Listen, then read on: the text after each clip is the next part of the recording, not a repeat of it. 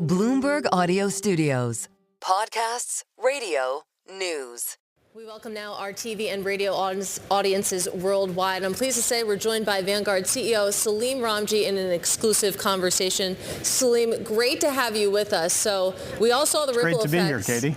Thank you. We saw the ripple effects from Monday's move, and your average fee now is just 7 basis points across your lineup. The industry average, for context, 44 basis points. Set the scene for us. Why now? Well, you know, in one sense, I will say Monday was a pretty joyous day here at Vanguard. And it was joyous because it really is a reaffirmation of our business model. We're owned by our clients. And so as a result, as we gain scale economies here at the company, we share those back with our clients. And that's not just been true since Monday. It's been true since 1975, since when we founded the company. And so this was continuing on a 2,000 price cuts, I think, by our tally as of last week. Now it's 2,168 price cuts. And that's been part of the proposition that investors have had with Vanguard for decades. And so, Salim, I think I'm asking on part of your competitors, but also investors as well, when I ask, how low can fees go? You're at 7 basis points right now. Where is the possible floor here? Well, you know, we don't price products as loss leaders. We're not looking to, price abnormally low in order to get somebody into a higher cost other service. And so we really look at it across the board in terms of our scale economies. We want to deliver great quality and great performance. And I think that the thing that sometimes gets lost in the mix, obviously index prices have been coming down for quite some time, led by us over the past several decades. But sometimes it gets confused that we're all about index. We're actually about active and index. And really, if you go back to our origins, what Bogle was against was high fees. And so active management at a low fee can really outperform over the long term if delivered with the right quality. That was Bogle's hypothesis in the 70s and 80s. And if you look at our track record, even just in something like active fixed income, the empirical evidence backs up that hypothesis that he had way back then. 91% of our active fixed income outperforms its peers over the past 10 years. And one of the reasons why is because we price it at just over 10 basis points.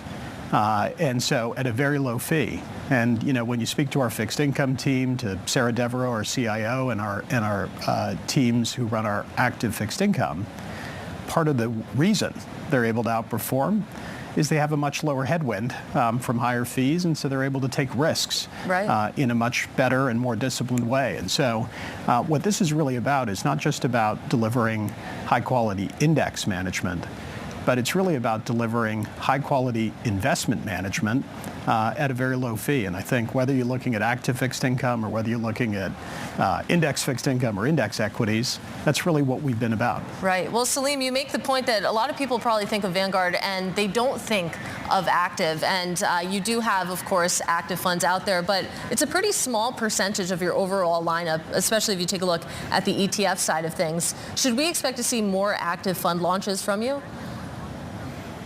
Yeah, our active management, the first Vanguard funds were actually active funds. If you go back to the 70s, and both we manage our active fixed income within Vanguard.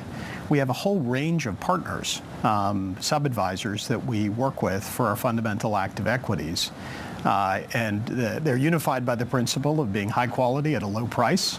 And yeah, Katie, you already have seen us doing a lot more in active ETFs, and I think you've seen that pick up over the past several months, and I hope and expect that will continue over the next, this year and next year. All right, so we'll keep an eye out for that. You were talking a little bit about, of course, how the ownership structure works at Vanguard, how basically a lot of the extra cash, the extra assets that you generate are funneled towards these fee cuts. But I'm curious, from where you sit, how do you balance lowering fees versus investing in the business? What does that decision tree look like? Yeah, it's something we do very carefully here. This week is all about our fee cuts and giving back to our clients in the form of lower fees. We've also stepped up our investments in things like technology. That's something that really began about 2-3 years ago and is continuing this year and next year. Because we're always trying to balance making sure that we've got high quality products at a low cost, and we're delivering the right level of service to clients. We're investing in newer technologies to make our investing even more efficient, to make our client interfaces even more efficient. So that's always a balancing act here at Vanguard, just like it is at many companies, in terms of how do we think for the near term and how do we think for the medium to longer term. But I'd say one of the beauties of Vanguard, I think part of the original genius of Vanguard, is that when we've got a surplus after we've looked at the important investments we need to make back in things like technology. The way we give back to our owners is through lower fees. Right. And I think that's the Vanguard effect that you've been seeing for decades all across the company. Yeah, that Vanguard effect, obviously a good news story for your investors, maybe not for your competitors, but I do want to talk about the future, and I want to talk specifically about private markets and alts. One of the big take stories that we have on the terminal right now is about PIMCO and fears that PIMCO might be falling behind in alts, because you take a look at the industry right now, and a lot of your peers have invested heavily in alts, in privates, to scale up there. What is your plan when it comes to those areas, and do you fear that you're a little bit behind right now? Well, one of the great benefits of our business model, if you go back to the origin, we had sub-advisors. For example, at our beginning, we are and are still sub-advised by Wellington Management, which is still our largest sub-advisor today.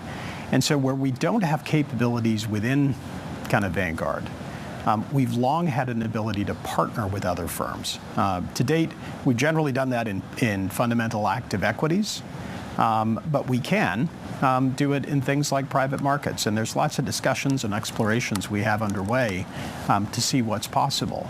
But our North Star is always about what's right for our clients. And it's making sure that whatever it is we do in active, in index, ourselves, or with others, that we keep in mind that we're about simplicity, we're about low cost, and we're about long-term returns. And I think that there are constructs that will allow private markets to fit in that. But that's really part of the exploration that we're doing, because whatever it is we do, we want to do it the Vanguard way. And we want to do it in a way that's well suited to our client base, which is really looking to us for a certain set of things that we've consistently delivered over the years. All right, Salim, got to leave it there. Really appreciate you taking the time. That is Vanguard CEO Salim Ramji.